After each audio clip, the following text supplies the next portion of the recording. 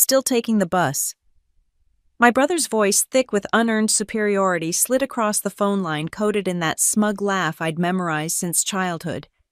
He always found new ways to make old wounds sting. You could ask Mom and Dad for a ride. Oh, wait. Guess they're still pretending you don't exist. His words landed sharper than he realized, but I didn't let him hear it. I just smiled to myself, staring at the glossy invitation in my hand, Carter Family. Luxury dinner, exclusive RSVP only. They'd finally remembered me, or maybe they just needed someone to laugh at. Either way, I was going. It had been 5 years since I last set foot inside the Carter mansion. 5 years since I'd left that suffocating world of marble floors, hushed judgments, and gold-plated love. My parents called it tradition. I called it a performance.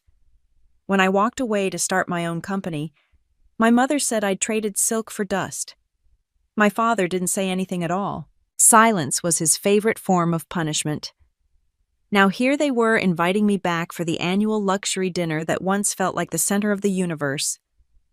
I stared at the gold-embossed envelope again, tracing the family crest I was never supposed to carry forward.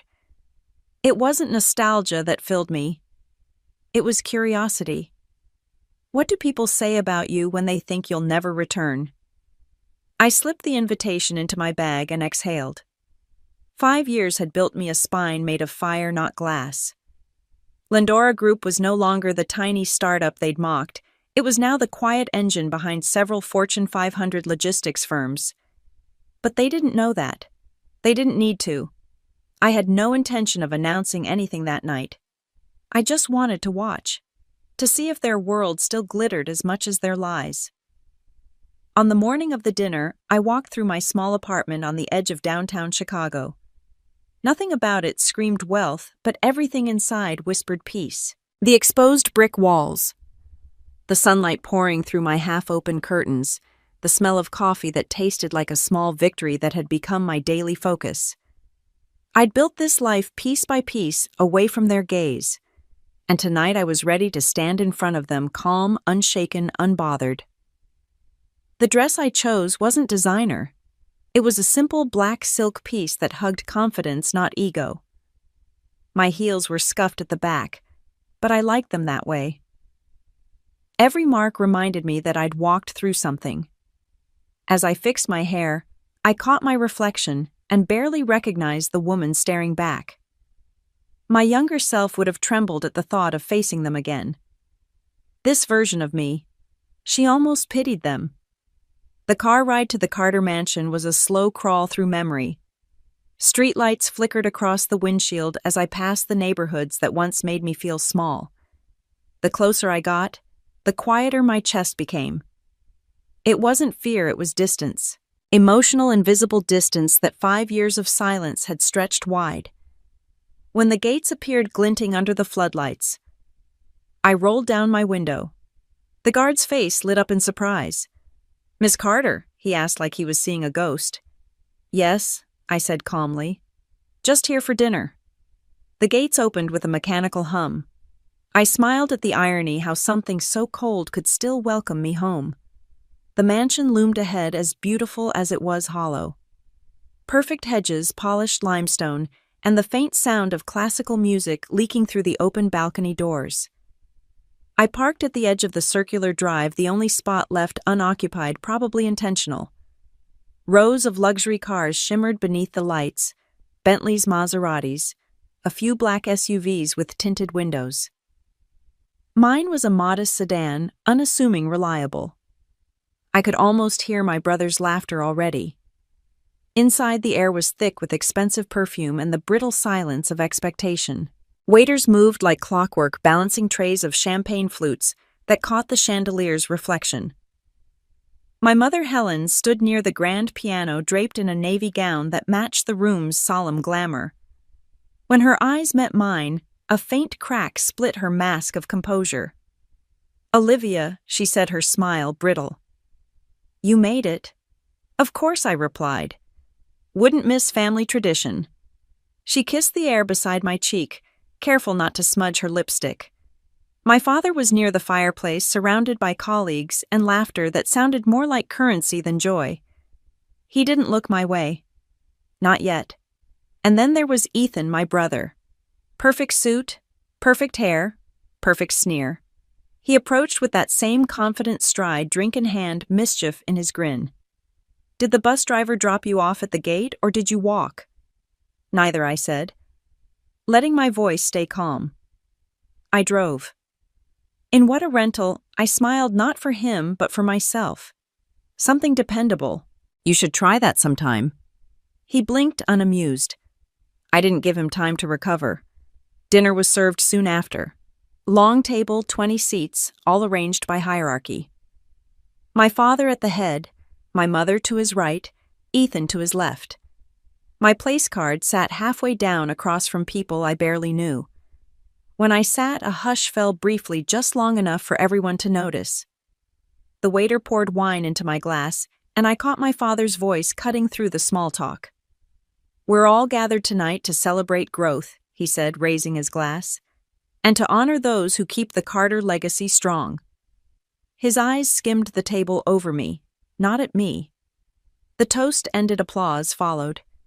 I clinked glasses with silence. As plates arrived, steak-glazed carrots, roasted potatoes. I could feel the tension stretch like piano wire. They spoke of stocks, art auctions, and charity galas.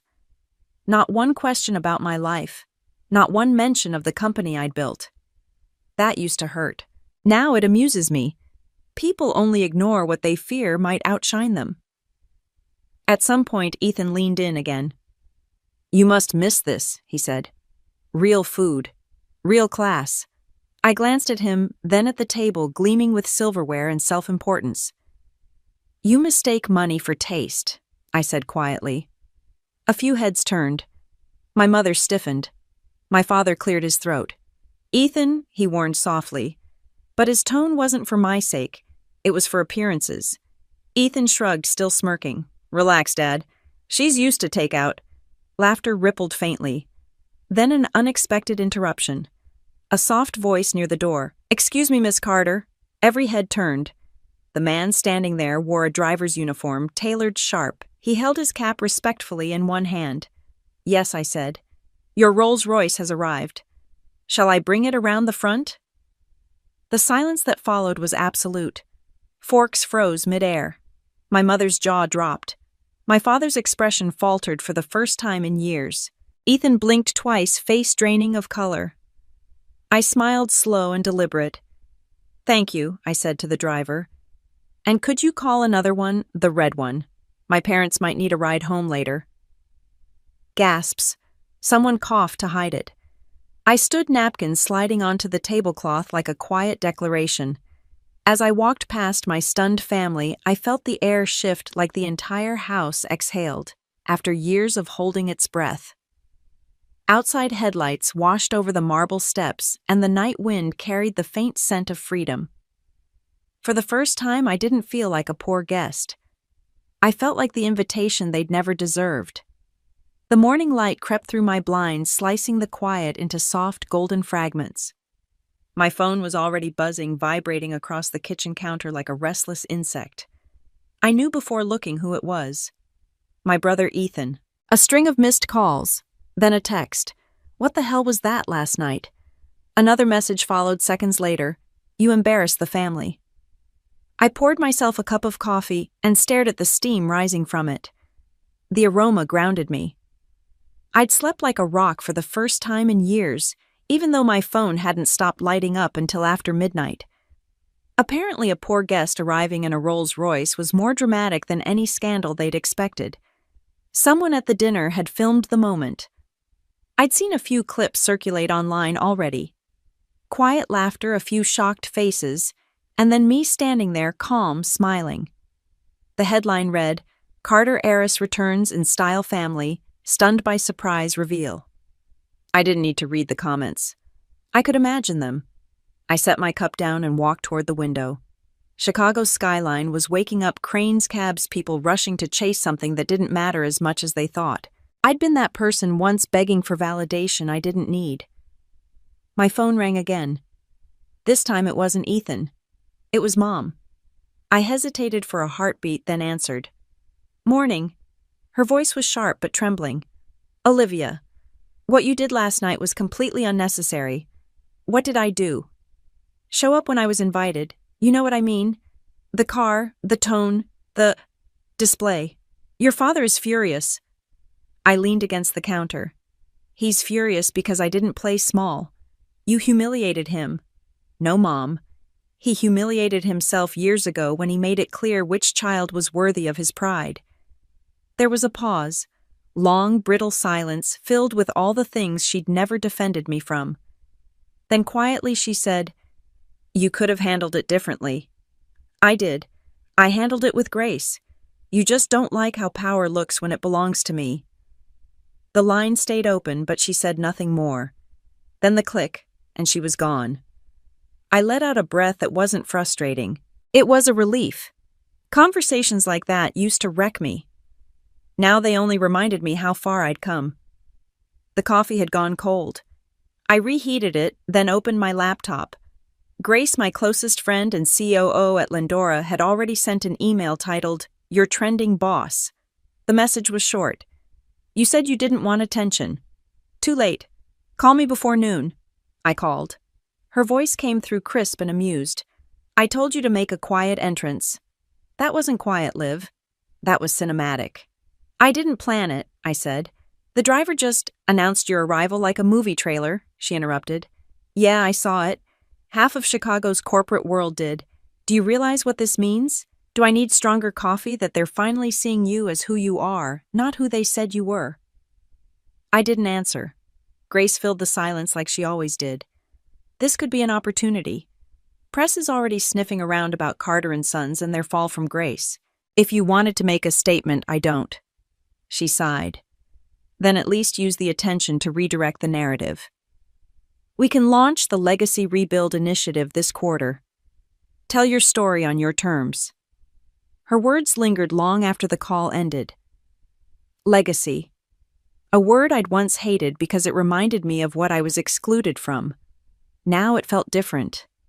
Maybe it was time to build one that wasn't gilded in guilt. By mid-afternoon, I met Grace at our downtown office, modern glass-walled, buzzing with quiet ambition. Every inch of it felt earned. "You look too calm," she said, walking beside me toward the conference room. "I'd be dancing if I'd pulled off what you did last night." "I wasn't trying to pull off anything." She grinned. "That's what makes it brilliant. You didn't try. You just showed up as yourself, and that terrified them."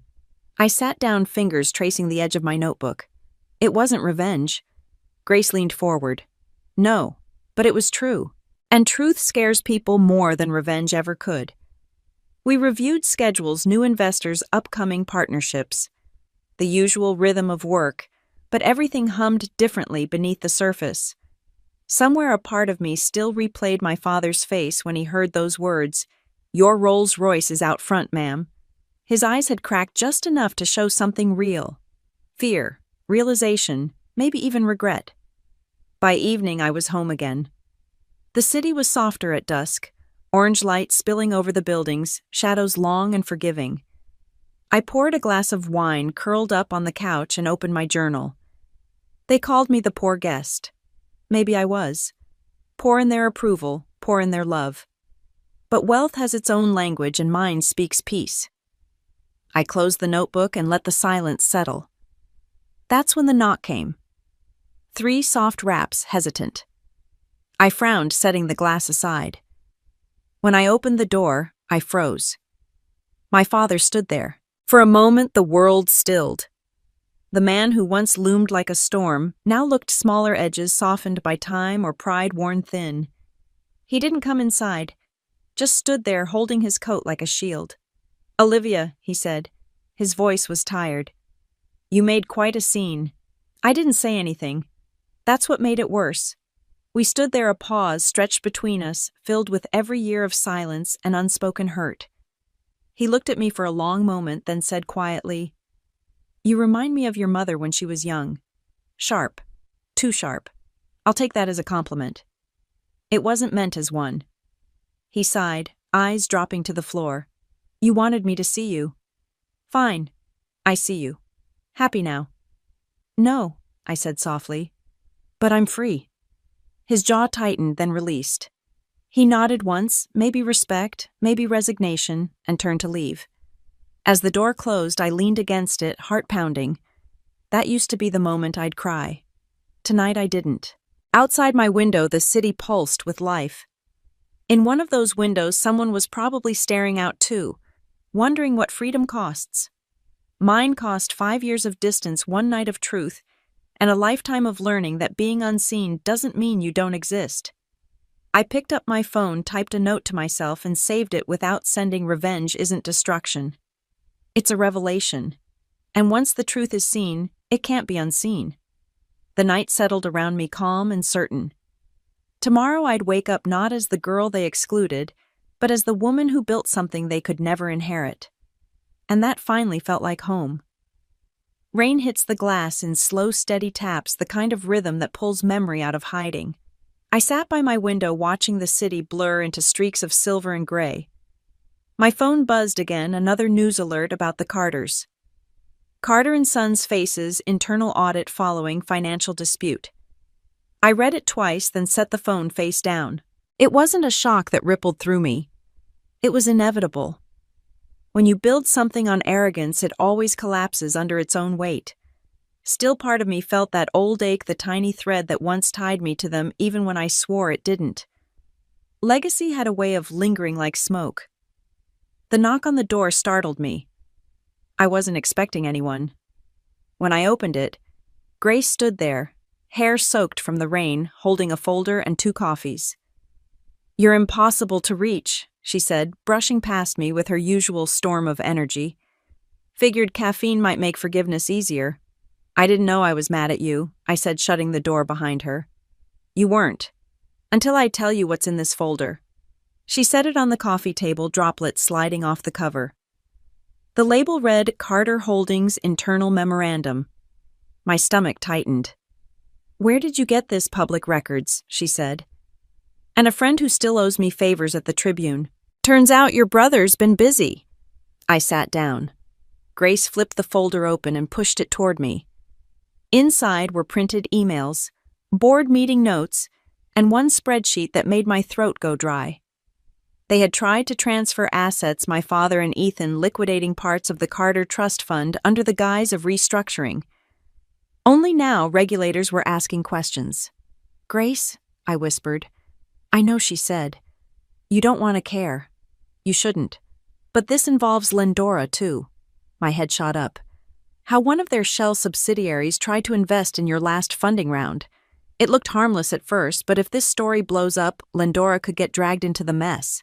For a moment, the room felt smaller, tighter. "So they're still finding ways to control me, even from collapse." Grace handed me the second coffee. "You can either distance the company now or confront them directly. I know which one you would have chosen." "And the new me." She smiled faintly. "She's the one I'd bet on." I didn't answer right away. I stared at the rain until the skyline softened. My reflection in the window looked calm, but I could feel that familiar storm building under my ribs. By evening I was driving again, not to the mansion, but to a smaller, colder place, Carter and Sons headquarters.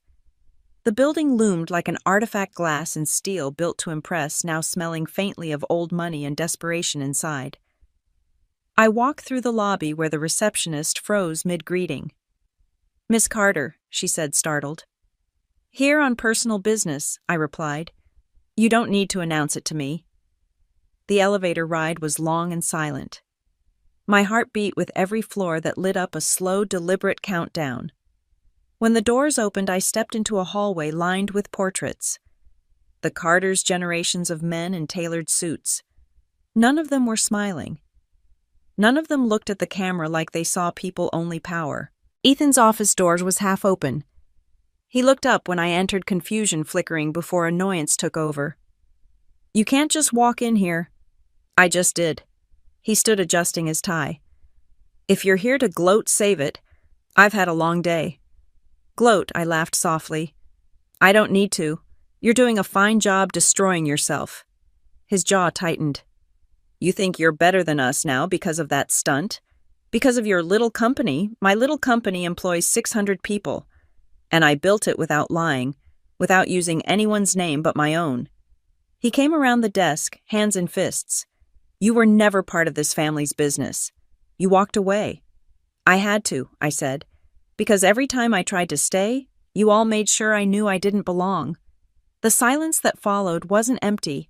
It was charged full of the ghosts of dinners, arguments, silences that used to eat me alive. He sighed softer this time. You have no idea what it's been like since you left. Dad's losing control. Mom's tired. Everything's falling apart. I met his gaze. Maybe that's the point. Maybe things that hurt people aren't supposed to last. He flinched, but only for a second.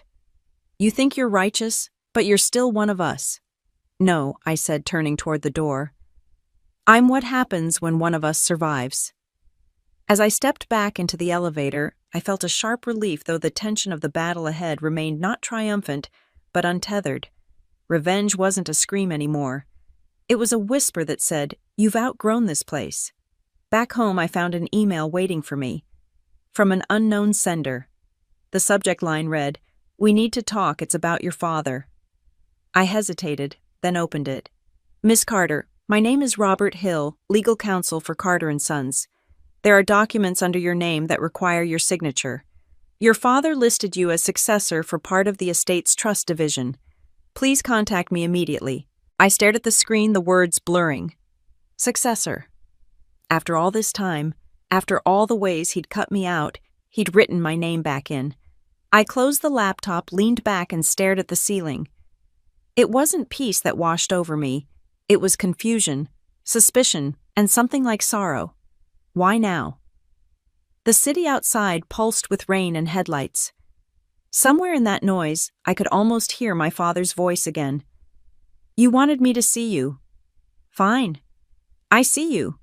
But seeing wasn't the same as understanding. I picked up my phone and called Grace. Change of plans, I said. We're going to Maine. Maine, she repeated. What's there? My father, I said quietly. And apparently, the truth. When the call ended, I sat in the dark, the storm outside echoing the one that had never really left me. For the first time in years, I didn't feel in control. But maybe that was okay. Maybe this wasn't the part where I won. Maybe it was the part where I finally learned why I had to fight at all. The rain kept falling and I let it. Sometimes the past doesn't knock, it just finds you, no matter how far you've driven away. The road to Maine was long and quiet, the kind of silence that pressed against the windows like fog. Grace drove while I stared out at the thin line where the ocean met sky. The air smelled like salt and pine, old memories and endings. Somewhere between the endless turns and gray horizon, I realized I wasn't nervous. Just ready. We reached the coast by late afternoon. My father's retreat sat on a bluff above the water, a modest wooden house that looked nothing like the mansion he once ruled from. The Carter patriarch, living without servants' marble or his empire, that alone said more than any apology could. Grace parked by the gate. Are you sure about this? She asked. No, I said, unbuckling my seatbelt. But I'm done running. The path up to the house was lined with overgrown shrubs and the faint hum of the sea. When I reached the porch, I hesitated before knocking. I half expected a stranger to open the door. Instead, it was him. Olivia. His voice carried none of the authority I remembered. It was lower, weathered, almost human. He looked smaller, too, dressed in a worn sweater and jeans, his once perfect hair gone silver at the edges. For a moment, neither of us spoke. I didn't think you'd come, he said finally. You didn't ask me to, I replied. He stepped aside. Come in. The interior was simple wood-paneled walls, shelves of books, a single photograph of my mother on the mantel. No traces of wealth, no trophies, just quiet. He poured coffee into 2 mismatched mugs and handed me one. So he said, sitting across from me, You got my lawyer's message? I did. I want to know why. He leaned back, eyes searching mine. Because the company is done. Ethan's made a mess, even though I can't clean. The board is dissolving assets. You're the only one who can keep part of what's left from being swallowed whole. I thought you didn't trust me with the family name. I didn't, he admitted. Now I trust you because you don't want it. The honesty stunned me. For a second, the room felt lighter. Then he looked down at his hands. I was wrong about a lot of things, Olivia. You were right to leave. But you should know they're coming for Lendora. Ethan's trying to drag you down with him. Grace shifted beside me. We already suspected that. My father nodded. He's desperate. When men like him lose power, they reach for anything left to destroy. I studied him, trying to read the sincerity in his face. For once I saw no performance. Just a man stripped of his armor talking to the daughter he'd built walls around. Why tell me this now? I asked. He exhaled slowly. Because I saw that video, the one from the dinner. The look on your face when that driver spoke. I knew then you'd become everything I wasn't brave enough to be. Silence stretched between us. Outside, the wind shifted, carrying the low rumble of waves against rock. I didn't come here for forgiveness, I said quietly. I didn't ask for it, he answered. But I'd like to think we can end this before it destroys what's left of us. For a moment, I almost believed him. But a lifetime of disappointment made it hard to unclench my guard. Still, I nodded. Send me the documents. I'll handle what needs to be handled. He smiled faintly, a real one, the kind I'd never seen. You sound like your mother. That name hung between us like incense. When we left, the sun had begun to sink behind the trees. Grace didn't speak until we were back on the road. He looked guilty, she said. Guilt comes cheap when you've finally lost your power. She glanced at me. Do you believe him? I watched the coastline past the waves rolling relentlessly against the rocks. I believe he's scared, and fear makes people tell the truth. By the time we reached the inn, night had swallowed the sky. I couldn't sleep. Every time I closed my eyes, I saw my father at that kitchen table, not the man who ignored me for years, but someone fragile, almost broken. It unsettled me more than his cruelty ever had. I got up, opened my laptop, and checked my email. There it was, a message from his lawyer. Attached were scanned documents, transfer of ownership, trust allocation, and one more I hadn't expected, a handwritten addendum. To my daughter, Olivia Carter, what remains of this legacy is yours. Not because you need it, but because you built your own without it. I stared at those words until they blurred. Grace was asleep in the next room, but I couldn't sit still. I walked outside down to the rocky edge where the tide whispered against the shore. The cold bit at my skin, the wind tugged my hair, but the air felt clean, honest. I picked up a smooth stone and turned it in my palm, thinking about every version of myself that had fought to be seen. The angry one, the broken one, the one who'd smiled through humiliation and stayed quiet at those family tables. I let the stone fall into the waves. It sank without a sound. When I looked up, the moon had pushed through the clouds, pale and certain steady above all that restless water. The next morning, Grace found me already dressed, suitcase packed. We're leaving, she asked, yawning. We are, I said. But first we're making one stop. Where the company, I said. Slipping on my coat. If Ethan wants to burn the Carter name, I'll be there to hand him the match and the consequences. Grace smirked. Now that's the Olivia I know. On the drive back, I thought about my father again. Maybe he'd meant every word. Maybe he hadn't.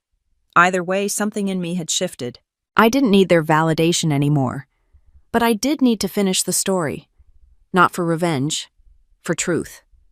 As the car sped south, the ocean faded into mirror-gray distance, and with it the last trace of the girl who'd once begged to be invited. She was gone. What remained was a woman ready to face the empire that forgot who built its foundations and remind them who they'd underestimated. The air inside Carter & Sons was colder than I remembered. The sterile scent of polished steel and ambition lingered, the same perfume of men who believed power was their birthright. Grace walked beside me, her heels clicking in quiet defiance. Every receptionist, every junior executive we passed tried to look busy, but their eyes followed us like whispers. We didn't announce our visit. We didn't have to. By the time we reached the top floor, the tension had already spread. The boardroom doors stood open, the echo of raised voices spilling into the hallway. "If we don't move the assets by the end of the quarter, we're finished," someone barked, moving them where another countered. "You're talking about fraud, Ethan." I stopped just outside the doorway. My brother was at the head of the table, sleeves rolled up, a familiar arrogance coding every word. Grace leaned close. "Showtime, showtime." I stepped inside. Every head turned. "Don't stop on my account," I said, walking to the center of the room. "I'm just here to make sure you finish destroying what's left properly." Ethan's expression curdled from annoyance to disbelief. "Olivia, what the hell are you doing here?" "I could ask the same," I said, "except I already know. Selling off assets under false subsidiaries, falsifying projections, manipulating the trust portfolio." "I read the reports." His face darkened. "You don't know what you're talking about." Actually, Grace said, setting her tablet on the table, she does. "We traced every shell company through financial disclosures." "You're not even subtle." The board members exchanged uneasy glances. One of them, a gray-haired man I recognized from childhood dinners, cleared his throat. "Ethan, is this true?" Ethan glared at him. "Don't start turning on me now. I've been trying to save this company." I folded my arms. "By burning it from the inside." He slammed his hand on the table. "You don't understand what it's like trying to hold this place together. Dad built an empire, and then he let it rot. Someone had to keep it alive. By dragging my company into your mess," I said. "You used one of your fake subsidiaries to try to invest in Lendora. Did you think I wouldn't notice?" He blinked, caught off guard. "You're overreacting." "I'm responding," I said, voice even. "There's a difference." For a moment, the only sound was the hum of the overhead lights. Then Grace tapped the tablet again. A projection screen lit up, showing a web of companies' connections and wire transfers, all leading back to Ethan's personal accounts. "I'd sit down if I were you," she said. Ethan didn't. He stared at the screen like it might disappear if he glared hard enough. "You think you can walk in here, humiliate me, and what? Take over?" I met his eyes. "No, I'm not here to take anything. I'm here to end this." He laughed, a sharp, humorless sound. "End it. You don't even belong here, Olivia. You left. You wanted out. So stay out." "I did leave," I said softly, "because this place taught me that loyalty only matters when it benefits you. But you made one mistake, Ethan. You forgot. I still carry the Carter name, the one thing you tried to weaponize and I tried to escape. That name means something again, and I won't let you bury it." The gray-haired board member spoke again. "What are you proposing?" I took a breath. "Full dissolution. Sell the remaining assets legally. Repay what's owed. And I'll personally handle the trust division transparently." Ethan sneered. "You think anyone will listen to you? They already are." Behind him, the door opened. My father stepped in. The entire room fell silent. He looked older than he had in Maine, the weight of his choices visible in every line on his face. "She's right," he said quietly. "This ends today." Ethan's voice cracked. "Dad?" "No." The word carried finality. "I've made my peace with what I've done wrong. Now it's your turn." He turned to me, his gaze steady. "You'll take the documents I already did." He nodded once, then faced his son. "You wanted my approval, Ethan. Here it is. I approve of you stepping down." Ethan's mouth opened, but no words came. He looked between us, the fury dissolving into disbelief. "You're choosing her. I'm choosing what's left of our integrity," my father said. The meeting ended without another word. Ethan stormed out, his footsteps echoing down the hall. The board members followed, murmuring among themselves. When the door finally closed, only my father, Grace, and I remained. He looked at me for a long time, then said, "You handled that better than I ever could have." "I learned from watching your mistakes," I said. He didn't argue. Instead, he smiled faintly, a small, tired curve of understanding. Grace exhaled tension melting from her shoulders. "Well," she said, "that was the quietest coup I've ever witnessed." I gave a small laugh, though my chest ached with something heavier than victory. "It's over. Maybe for them," she said, "but not for you. This is your clean slate." That night after the lawyers drafted the dissolution papers, I stood alone in the boardroom. The portraits of past Carters stared down at me, men who believed power came from inheritance, not integrity. I walked to the window, watching the city shimmer under the fading light. My reflection looked back, the last Carter standing. Not because I wanted the throne, but because I'd stopped needing one. I thought about the girl who used to sit at those family dinners, shrinking smaller every time someone laughed at her dreams. She wouldn't recognize the woman standing here now. Grace knocked on the glass door. "Ready to go?" "Yeah," I said, taking one last look at the room. "Let's leave before the ghosts realize they're gone." As we stepped into the elevator, I felt the weight of legacy shift, not vanish, but transform. For the first time, it wasn't a burden. It was proof. The Carters had built an empire of appearance. I'd built one of the truths, and truth, I realized, always wins quietly, inevitably, without permission. It started with a phone call I almost didn't answer. The unknown number blinked across my screen just as I was finishing a meeting with my legal team. Grace mouthed spam, but something in my gut told me to pick up. "Hello?" A familiar voice, soft and measured, filled the line. "Olivia, it's your mother." My breath caught. I hadn't heard her voice in over 2 years, not since that last Christmas when she'd sat at the end of the table pretending not to notice the silence between us. "Hi," I said cautiously. "I heard you visited your father," she said, her tone trembling at the edges. He told me what happened at the company." "Then you know it's over." "Yes. But Olivia, I also know your brother is hosting a dinner this weekend. He's calling it a family reconciliation." I laughed softly, bitterly. "You mean damage control?" She hesitated. "Maybe. But he invited everyone, even me. And he asked if you'd come too."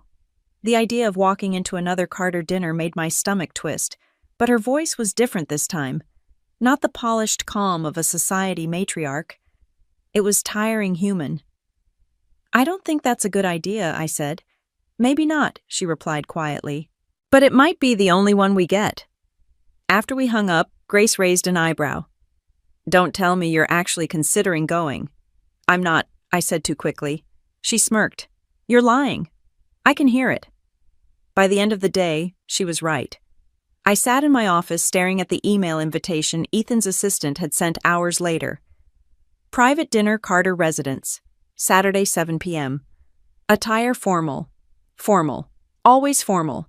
As if dignity could be worn like silk. I almost deleted it. But then I thought of my mother's voice, fragile, reaching. Maybe I owed her a goodbye, or at least closure. Maybe I wanted to see how far I'd come from the woman they used to belittle. So I replied, confirmed. Saturday arrived gray and heavy, the kind of sky that threatened rain but never followed through. Grace insisted on driving me. "If I don't, you'll turn around halfway there," she said. She wasn't wrong.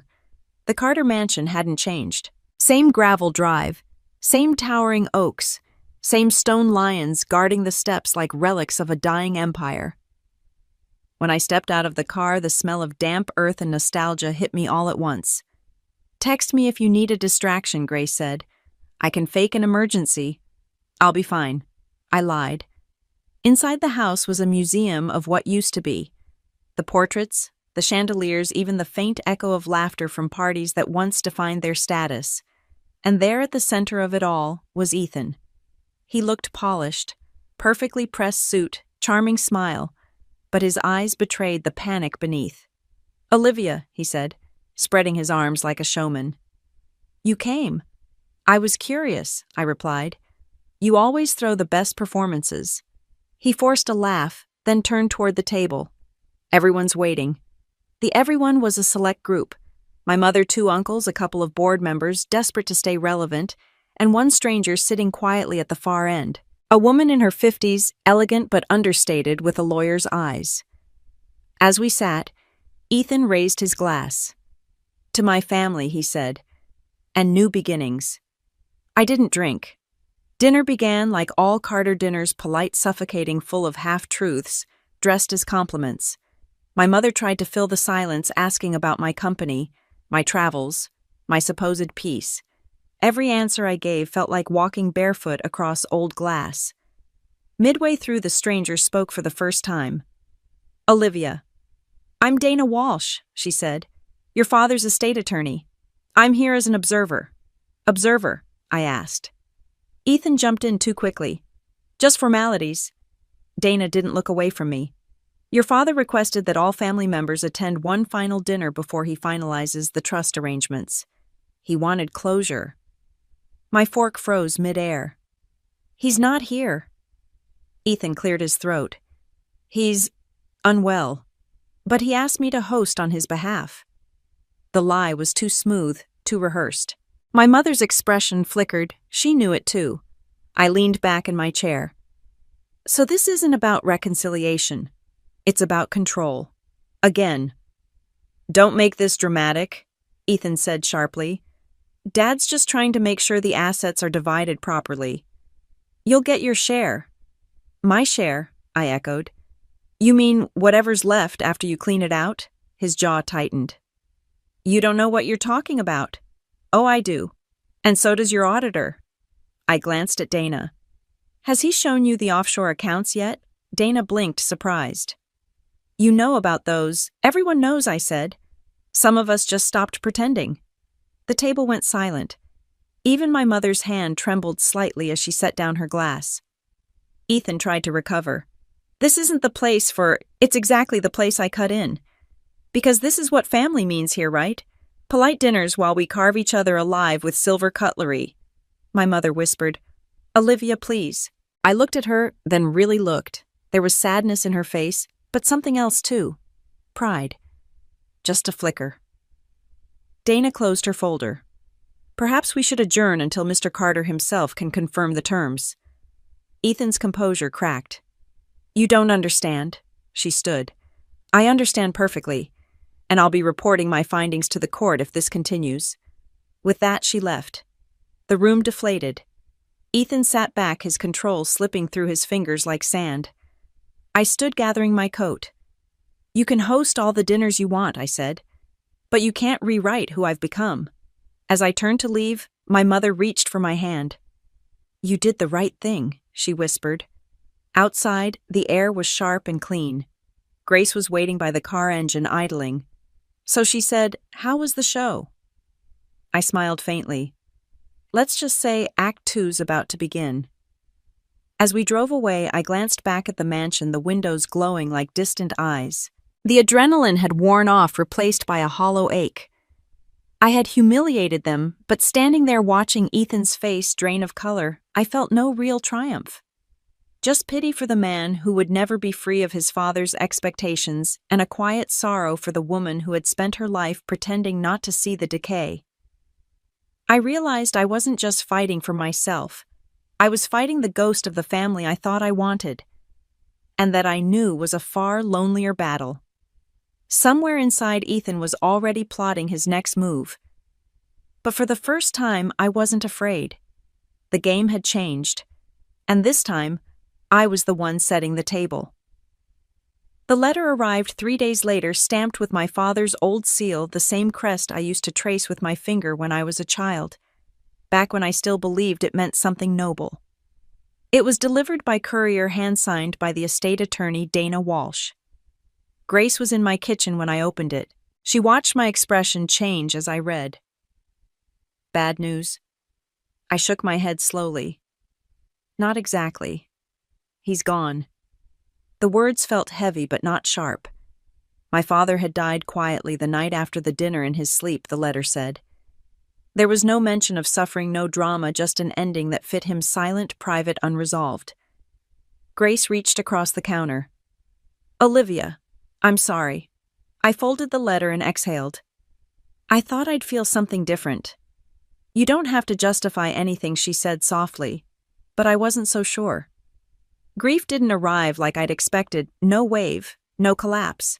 Just stillness, like a tide that had already gone out long before anyone noticed. 2 days later, I found myself standing in the family chapel on the estate grounds. The Carters had buried generations here, every patriarch lined up like a lineage of ghosts. The service was small. Ethan gave the eulogy, all polished regret, and hollow pride. My mother sat still beside me, a silk scarf wound tightly around her throat, as if holding herself together. When it was over, Dana approached me quietly. "He left something for you," she said. Back at her office, she handed me a thick envelope. "Your father prepared this before his health declined. It's not part of the official trust documents." I opened it carefully. Inside were two things: a handwritten letter and a small key wrapped in tissue. The letter began with my name underlined once. Olivia. "You were right to walk away. I didn't see it then, but distance was the only thing that could break the curse of what we built. The company was never just business, it was ego wrapped in inheritance. I made you doubt yourself because I mistook your independence for betrayal. For that I am sorry. The key belongs to a safety deposit box at Atlantic First Bank under your mother's maiden name. What's inside is yours not because of blood, but because you earned it." I looked up at Dana. "Do you know what's in it?" She shook her head. Only he did. Grace insisted on coming with me. The next morning we drove downtown, the wind pushing gray clouds across the harbor like brush strokes. The bank manager recognized the name immediately and escorted us to a private room. The box was small brass and unassuming. When I turned the key, something in me hesitated. Not fear, just the strange weight of inheritance. Inside was a single manila folder and an old photograph. The photo stopped me. It was my father younger standing beside a woman who wasn't my mother. She looked strikingly familiar. Same sharp eyes, same defiance in her stance. "Grace," I whispered. "She looks like me." Grace leaned in. "That's not your mom." "No," I said slowly. "It's dated 15 years before I was born." Inside the folder were legal documents, partnership agreements, patents, and one letter of acknowledgement signed by my father. It named the woman as co-founder of the Carter Logistics Division. Her name was Eleanor Reed. At the bottom of the last page in my father's handwriting were 5 words: "She was your mother's sister." My breath caught. Grace frowned. "Wait, you mean she was my aunt?" I said. "But he never told anyone she co-founded the company. And your mother, she must have known." The realization hit me, a slow, sickening pressure in my chest, like the floor beneath me had just vanished. My father hadn't built his empire alone. He'd erased the woman who helped him, rewritten her out of history, and married her sister instead. I sat back stunned. The truth wasn't just family betrayal. It was generational theft. Grace's voice broke the silence. "You realize what this means, right? The original ownership documents, if you file these, the company's entire origin story changes." I stared at the papers. The irony wasn't lost on me. I'd spent my life fighting for recognition, and here was proof that women had been written out of this family long before I was born. "I don't want to weaponize it," I said quietly, "but I won't let it stay buried." That afternoon I called my mother. When she answered, her voice was steady but tired. "Why didn't you tell me?" I asked. She didn't pretend not to understand. "Because it wasn't mine to tell. Eleanor and your father built something extraordinary, and then he destroyed it by marrying me. I spent 30 years pretending not to see what that cost. You protected him. I protected you," she said. "He would have turned his guilt into resentment if you'd known." I wanted to argue, but I couldn't. Maybe she was right. Maybe she had done what she thought was mercy. "I'm going to restore her name," I said finally. "Publicly." "I figured you would," she murmured. "It's the one thing he couldn't do, tell the truth." After we hung up, I sat at my desk staring at the photograph again. The woman's eyes looked like mine, but steadier, the gaze of someone who'd built something knowing the world might steal it. Grace poured 2 glasses of wine. "So what's next?" "Reclaiming what was stolen," I said. "Not for revenge, for record." That night I drafted a press release not about scandal or family drama, but about truth. I included Eleanor Reed's name beside my father's, attaching the original signatures as proof. Before sending it to the media, I whispered quietly, "Let them see who you were." The next morning, headlines bloomed like wildfire. "Forgotten woman behind Carter Empire revealed." Inheritance rewrite, the real co-founder comes to light. For once, I didn't feel like I was fighting. I felt like I was correcting the story, not just mine, but hers.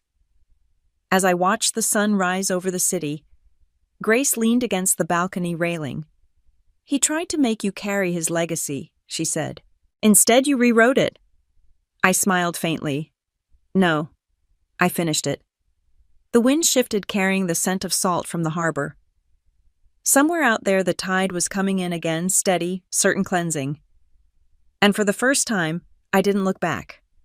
The first sign of backlash came before breakfast. My phone buzzed, nonstop emails, messages, calls from journalists, lawyers, even old classmates pretending they suddenly cared about my family legacy. But none of it mattered until I saw Ethan's name flash on the screen. I almost ignored it.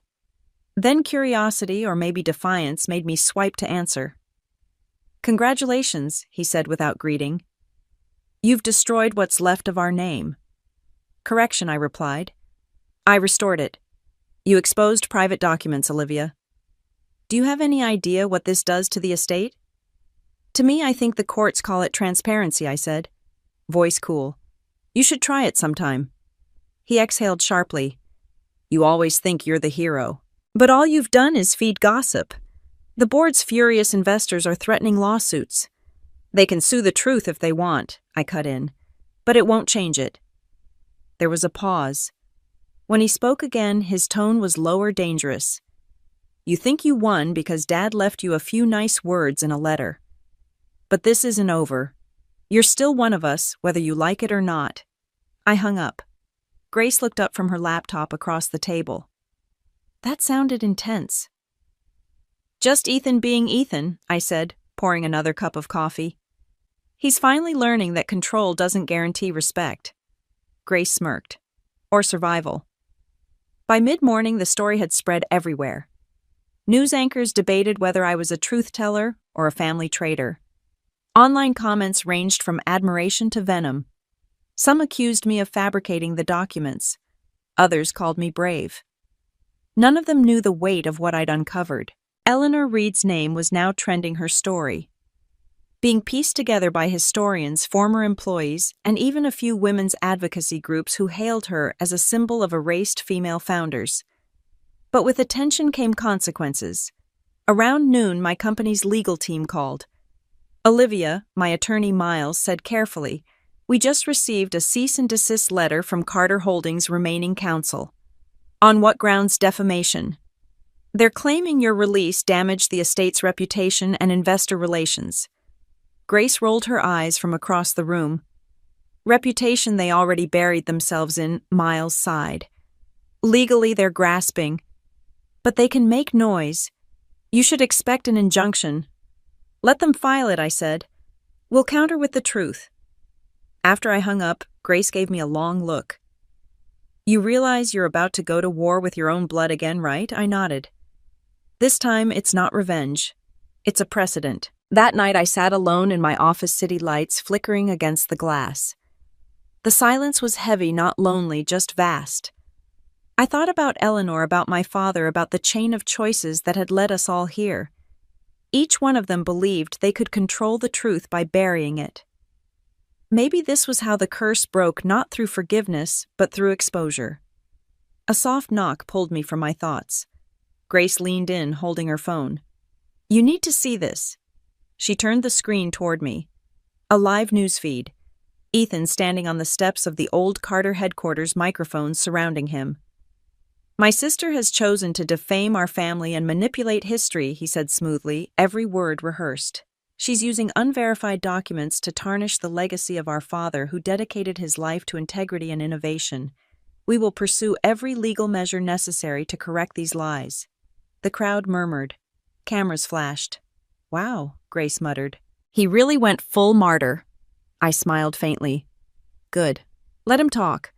The louder he gets, the easier he'll trip." The next morning, my inbox was full again, but this time not with threats. With receipts.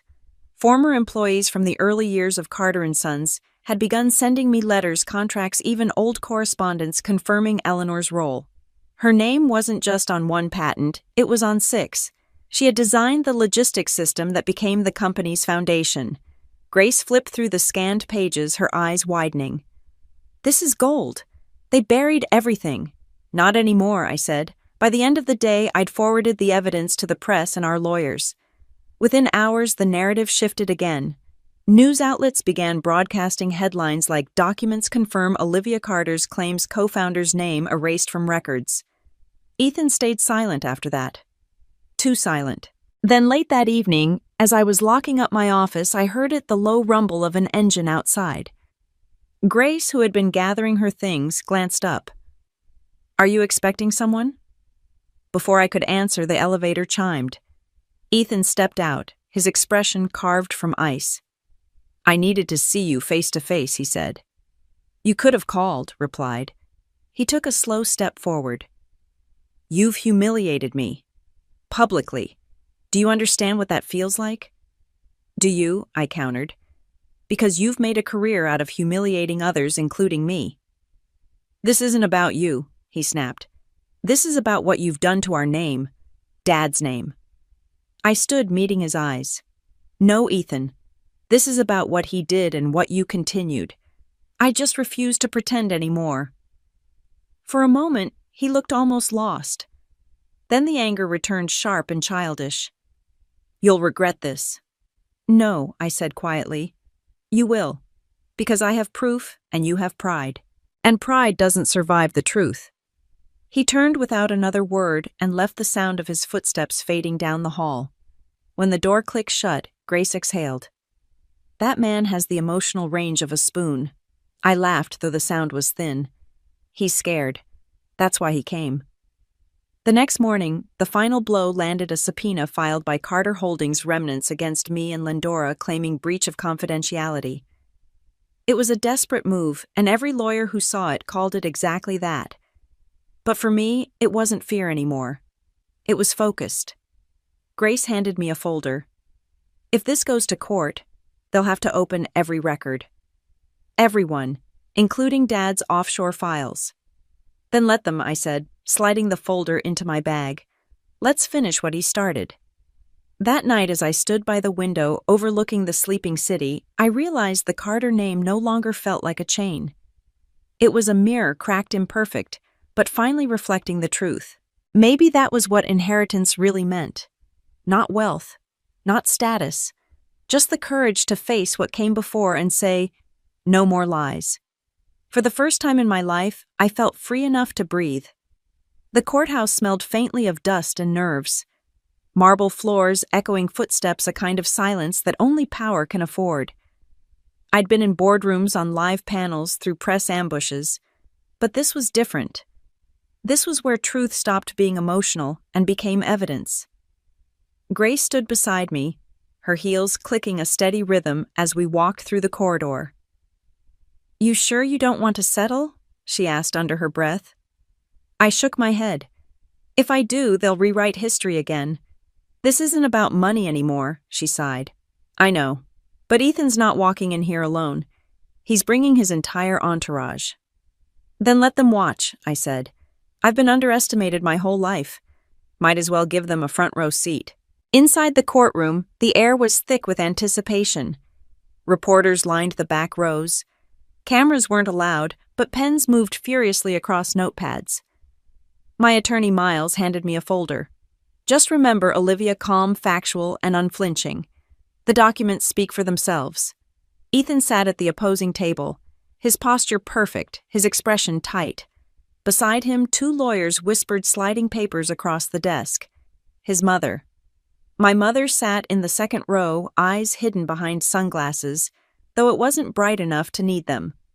The judge entered. Everyone rose. When the proceedings began, Ethan's team went first. Their argument was polished that I had breached confidentiality by releasing private estate documents, that my actions had tarnished a reputable family business, and that the materials I'd shared were contextually misleading. In other words, a dance of denial. Then it was my turn. Miles stood, his tone cool, confident. "Your Honor, this isn't a case about defamation. It's about corrections. My client, Ms. Olivia Carter, did not fabricate history, she restored it. The plaintiff claims reputation damage, yet their so-called legacy was built on concealment.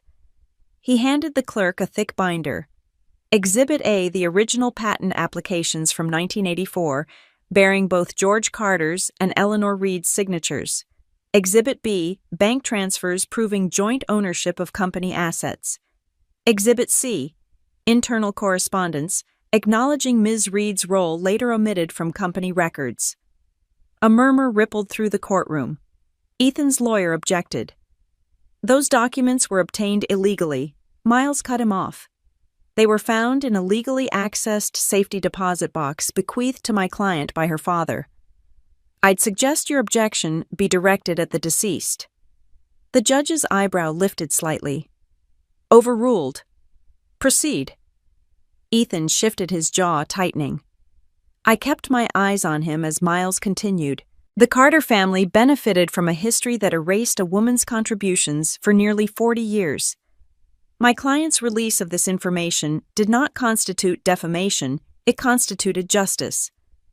Grace leaned close, whispering, "If this were a movie, the audience would be cheering right now." When it was my turn to testify, I stood hands steady, voice clear. "I didn't come here to destroy my family," I began. "I came to finish what they started honestly. My father built something extraordinary with someone who never got credit for it. I couldn't let her name stay buried just because the truth was inconvenient." The opposing counsel smiled coldly. "And you did this out of the goodness of your heart." "No," I said, meeting his gaze. "I did it because I'm tired of watching men rewrite history to make themselves look bigger." He opened his mouth, but nothing came out. For the first time in years, I felt that rare kind of silence, the one that feels like victory. After recess, the judge spoke. "The court has reviewed the evidence presented. It is clear the defendant acted within her legal rights as beneficiary of the estate.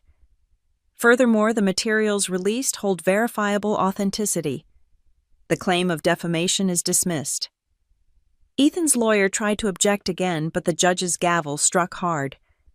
Case dismissed with prejudice. The court recognizes Eleanor Reed as co-founder of Carter & Sons effective immediately. I didn't move. Didn't speak. The sound of that gavel echoed like thunder in my chest. Ethan sat frozen color draining from his face. My mother took off her sunglasses, tears silently slipping down her cheeks. She didn't look at me, but she didn't look away either. As the room began to stir, Grace grabbed my hand under the table. "It's over," she whispered. "No," I said softly. "It's just beginning." Outside, the press waited like a wave. Microphones flashed forward. Miss says, "Carter, how does it feel to win?" I stopped on the courthouse steps. The autumn air was sharp electric. Cameras pointed, voices overlapped. "It's not about winning," I said. "It's about remembering. My father's empire wasn't built by one man, it was built by two people. One was seen. The other was forgotten." I just gave her name back. Questions kept coming, but I was already walking away. Grace followed close behind, laughing under her breath. "You realize you just made headlines again? Let them write what they want," I said. "This time the story's correct." That evening I went home to silence, no ringing phones, no reporters, no courtrooms. Just quiet. I poured myself a glass of wine and sat by the window watching the city glow beneath the falling dusk. On the table beside me lay the old photograph of Eleanor and my father. I traced her outline gently with my thumb. "You're free now," I whispered. Somewhere in that silence, I thought I felt her not as a ghost but as something stronger. Legacy. My phone buzzed once more. A text from my mother. He would have been proud. I didn't reply. Pride wasn't the point anymore. As the sun dipped behind the skyline, I realized something I hadn't felt in years. Peace that didn't depend on anyone's permission. The Carters had built their legacy on silence. I had built mine on truth. And truth, I realized, I never needed defending again. The morning after the verdict, the world felt unnervingly calm. No calls, no press, no chaos. Just sunlight filtering through the blinds, stretching across my living room like a silent benediction. For the first time in months, I didn't wake up to fight someone. Grace arrived unannounced as usual, carrying a box of pastries and 2 coffees. "You're officially famous," she said, setting them on the counter. "Half the country's calling you a whistleblower, the other half wants to turn you into a symbol of female resilience." "I'm just tired," I said, rubbing my temples. She studied me for a moment. "You're not tired. You're in transition." "That's different." I smiled faintly. "You sound like one of those motivational podcasts." She shrugged. "Maybe I should start one, How to Survive a Family Empire and Keep Your Soul." The joke landed soft, but beneath it lingered truth. I wasn't the same person who had walked into that luxury dinner months ago, the one who'd been called the poor guest. Back then, I'd still wanted their approval. Now, all I wanted was distance and to decide what came next on my own terms. Later that day, I went back to the office for the first time since the trial. My staff had left flowers and notes on my desk. "Proud of you. Finally justice. You made history." I ran my fingers over the petals, unsure what to feel. Vindication had a strange texture, not sharp like revenge, not soft like closure, but something in between, a kind of clean ache. Grace appeared in the doorway holding her phone. "You might want to see this." It was a live stream Ethan standing outside the same courthouse where we'd faced each other. His voice was quieter this time, but there was a new kind of tremor in it. "I've made mistakes," he said, "and so did our father. Olivia did what I couldn't, she told the truth. And for that, she deserves credit, not blame." Grace glanced at me. Did hell just freeze over? I couldn't help but laugh. "He must have hired a new PR team." Still, she said, "It's something."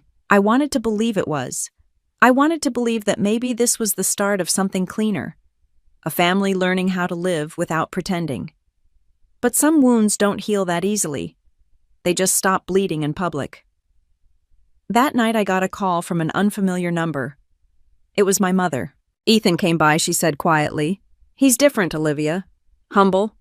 I think the trial broke something in him. Or revealed it," I said. "He asked me to invite you to dinner." I almost laughed.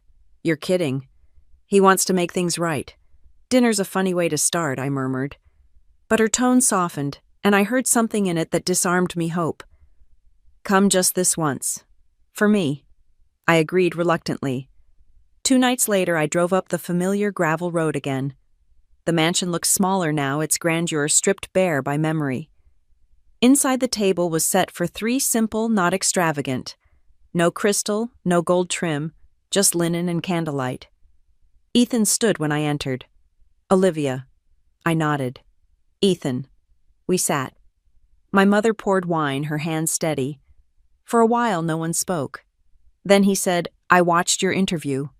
"I didn't give one." He smiled faintly. "Exactly. You let the story stand for itself. I envy that." "Flattery isn't your usual tactic," I said. "I'm not here to fight." He looked at his glass, then at me. "When Dad died, I thought I was supposed to hold everything together. The company, the name, the illusion. But I think I was just holding on to guilt, his and mine." He paused, searching for words. "You were right. About everything. Eleanor Reed should have been honored. You should have been respected, and I should have listened before it was too late.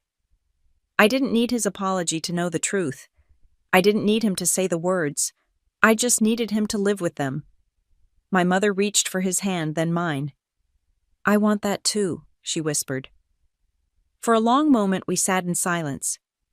It wasn't peace yet, but it was something gentler, the sound of 3 people finally telling the truth without breaking. After dinner, Ethan walked me to the door. The air outside was cool, the sky streaked with the faint glow of city light. I meant what I said, he told me. "If you ever need help with Lindora or anything, I'm here." I met his eyes. "What I need is for you to keep being honest." He nodded. "That I can try." When I drove away, I didn't feel triumph. I felt released.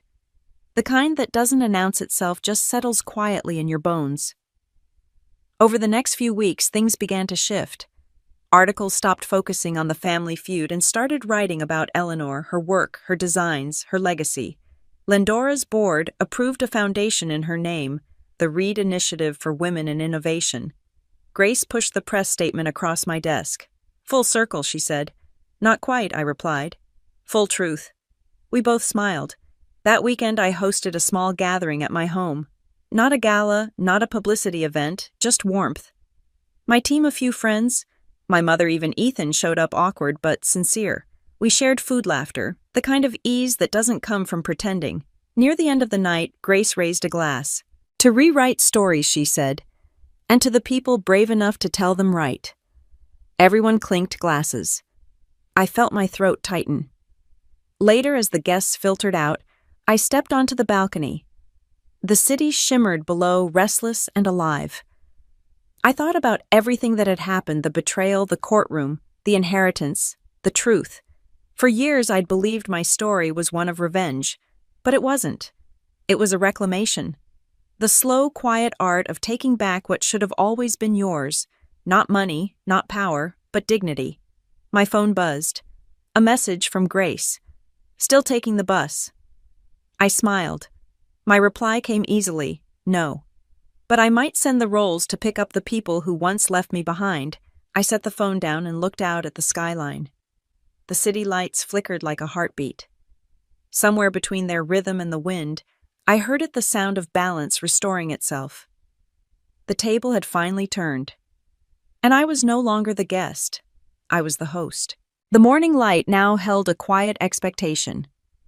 I wasn't chasing validation anymore. I was living it. It had been 3 months since the verdict, and life had taken on a rhythm that felt almost peaceful. The media frenzy had slowed, the company stabilized, and for the first time I didn't feel like I was surviving. I was steering. Lendora's headquarters buzzed with quiet pride. The new READ initiative had already launched mentorship programs for women engineers and innovators, its first class of applicants doubling projections. Grace stood by my office window reviewing a proposal. "You realize," she said without looking up, "you just turned your family's biggest scandal into a scholarship engine for women." I smiled. That was the point. Turn shame into legacy. She looked over, smirking. "You're terrifying when you talk like that." "Efficient," I corrected. The intercom beeped. My assistant's voice came through. "Ms. Carter, your 10 a.m. is here, Mr. Reed." My heart gave a small jolt. Not Eleanor's family name, her grandson. The one I'd only recently discovered existed. "Send him in," I said. A tall man in his early 30s entered carrying an old leather portfolio. His features were sharp, his expression cautious. "Ms. Carter," he said, extending a hand. "Thank you for seeing me." "Please call me Olivia," I replied. "And thank you for reaching out. Your grandmother changed everything for me." He smiled faintly. "She would have liked you. She used to say, 'Truth has a pulse, some people can't hear it, but it's always there.'" I nodded. "That sounds like her." He set the portfolio on my desk and opened it. Inside were sketches, delicate, intricate designs that mirrored the earliest Carter prototypes. "These were hers," he said softly. "She kept them hidden in a safe. She told me once she didn't care if the world forgot her name, only that the work lived on. I think she'd have wanted you to have these." For a moment I couldn't speak. The lines on the paper weren't just designs, they were proof of her imagination, her existence. "I'll make sure these are preserved," I said finally. "Properly this time." He nodded, then hesitated. "There's one more thing." He handed me a sealed envelope. The handwriting was elegant, familiar, in a way that made my throat tighten. "To whoever finds my truth, keep it alive, longer than they buried me." I folded the letter carefully, letting the words settle. When he left, Grace leaned against the doorway, arms crossed. Well, that was poetic. I turned the envelope in my hands. No, that was a legacy. Later that afternoon, I drove out to the old Carter estate. Not to confront anything, just to see it one last time. The gates were open now, unlocked since the trial. The gardens were overgrown, the statues chipped, but the house still stood proud, stubborn against time. I walked the perimeter, slowly tracing the same path I'd taken years ago, back when I was still the poor guest. Every step felt lighter. Inside the dining room was exactly as I remembered, polished, cold, perfect. I stood at the head of the long table, the one where I'd once been told I didn't belong. I could still hear Ethan's mocking laugh in my mind, still taking the bus, and the driver's voice that followed. "Your Rolls-Royce is out front, ma'am." That moment had changed everything, but now I understood it wasn't the car that mattered. It was the realization that I didn't need permission to arrive. Footsteps echoed behind me. "Ethan." "You came back," he said quietly. "Just visiting ghosts." He nodded, slipping his hands into his pockets. "I've been clearing things out. The board wants to sell the property." "Good," I said. "Let it go." He looked around, eyes distant. I thought I'd miss it. But I don't. Neither did I. Before I left, he stopped me. "Olivia," he said, voice low. "I'm sorry. For everything. I don't expect you to forget, but I want you to know I see it now, what I did, what Dad did. We tried to make you smaller because it made us feel bigger. It wasn't eloquent, but it was honest. I don't need your apology," I said softly. "Just your respect." He nodded, and for the first time I believed him. When I returned to the city, I went straight to the Lindora headquarters rooftop, my favorite place to think. The city shimmered below, restless and alive. Grace joined me, 2 mugs of coffee in hand. "So," she said, "what's next for the woman who just rewrote a legacy?" I took a sip, savoring the quiet. "I don't know. Maybe I'll build something new. Something that doesn't need a name attached to it." "Maybe," she said. "Or maybe this is the start of your real story." Below us, traffic hummed a slow, steady rhythm like the sound of progress. That night I hosted a dinner, small, private, intentional. No press, no spectacle. Just people who mattered. My team, a few mentees from the Reed Initiative. My mother, even Ethan, showed up, awkward but sincere. We shared food, laughter, the kind of ease that doesn't come from pretending. When the plates were cleared, I stood, glass in hand. To Eleanor, I said, "To my father, to every person who's been underestimated, dismissed, or erased, may your work outlive their silence." The room was quiet for a beat, then filled with applause. Not the performative kind, the kind that carries weight. After everyone left, I stood alone by the window again. The city reflected back at me like a mirror of everything I'd fought for. My reflection wasn't the woman who'd been humiliated at a dinner table. It wasn't the one who'd been dismissed, ignored, or called poor. It was the woman who had walked through fire and found peace waiting on the other side. I turned off the lights, leaving only the skyline's glow. The silence that followed wasn't empty. It was earned. Respect, I realized, isn't something you demand. It's something you become. The rain began softly that morning, tapping against the tall windows of my apartment, like a quiet metronome marking the rhythm of an ending. Or maybe a beginning. I wasn't sure anymore where one stopped and the other started. It had been exactly 1 year since that dinner, the one where my family called me the poor guest. The one that tore open every hidden truth we'd all built our lives around. Since then, everything has shifted. Some things had broken. Others had healed. And a few like me had learned how to rebuild. I stood at the window, coffee in hand, watching the city pulse awake below me. There was a strange comfort in the way the world kept moving even after yours had come apart. It's like it's telling you you're allowed to start again. My phone buzzed on the counter. A message from Grace. "Grace, brunch in an hour. Don't make me come drag you out." I smiled, typing back. "I'll be there. And I'm driving myself this time." She replied with a single emoji, a Rolls-Royce. Typical. When I arrived at the cafe, she was already there, flipping through a magazine that had my face on the cover. The headline read, "From Poor Guest to Powerhouse, How Olivia Carter Rebuilt Legacy from the Ground Up." I groaned. "You're insufferable." Grace grinned. "Admit it, you love being a headline." "I love being done with them," I said, sliding into the seat across from her. She raised a brow. "So what's next? A book? A foundation expansion? A talk show where you roast rich men?" I laughed. I was thinking of something quieter. She tilted her head. "You quiet? That's new." "Not quiet," I said. "Peaceful." We lingered over brunch. No business. No drama. Just 2 women who'd fought hard for their seats at the table and finally learned they didn't need permission to keep them. Later that afternoon, I drove to the new campus of the Eleanor Reed Innovation Center, the building that had become my favorite project since everything changed. The lobby smelled of the faint smell of paint and ambition. A brass plaque near the entrance read, "Dedicated to the women who built without credit, and the ones who refused to stay silent." Inside, students buzzed with energy coding, sketching, collaborating. The hum of creation filled every corner. I paused at the doorway of a classroom where a young girl stood at the board explaining her prototype for sustainable batteries. Her voice shook slightly, but her eyes burned with conviction.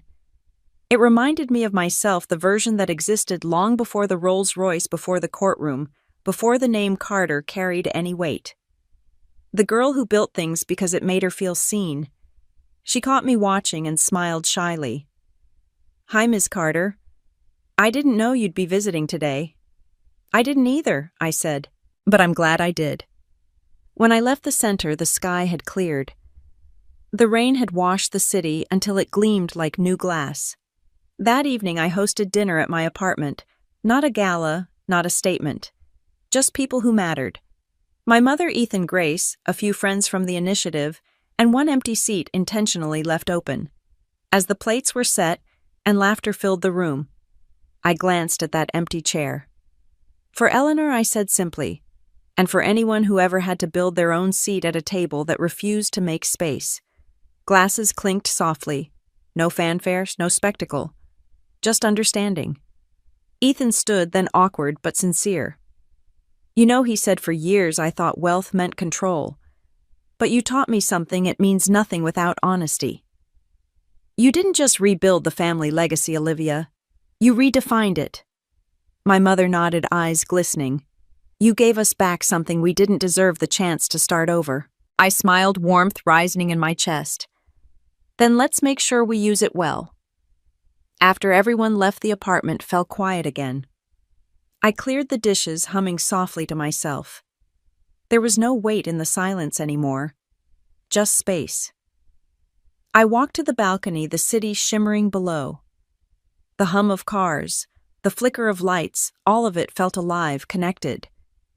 I leaned against the railing, closing my eyes. In my mind, I heard that old voice Ethan's teasing from so long ago. Still taking the bus, I smiled to myself. "No," I whispered. "I built the road." The wind carried the words away, scattering them across the skyline like a promise. Later that night, I sat at my desk, pen in hand, writing a letter addressed to no one in particular, maybe to myself, maybe to whoever might need it someday. To the one who feels small in a room full of loud names, don't waste your breath trying to belong. Build something that belongs to you. The world won't hand you your seat. You'll have to craft it, sand it, and claim it. And when you finally sit down, don't apologize for the noise it makes. I sealed the letter and slipped it into a drawer labeled Future. When I finally went to bed, the rain began again, soft, steady cleansing. And somewhere between waking and sleep, I realized the truth I'd spent years trying to learn: respect isn't earned by proving yourself to others. It's built by standing still, by refusing to shrink, by knowing that your worth existed long before they noticed. I didn't win because I fought louder. I won because I never stopped building. And this seat, this life was mine. The one they said I'd never deserve. The one I carved out of silence, truth, and grit. The seat I built. If this story resonated with you, if you've ever been underestimated, dismissed, or told you didn't belong, tell me where you're reading from. Leave a comment. Share your moment. Because your story matters too. And if you're still waiting for your seat, remember this: you don't need their invitation. Just start building.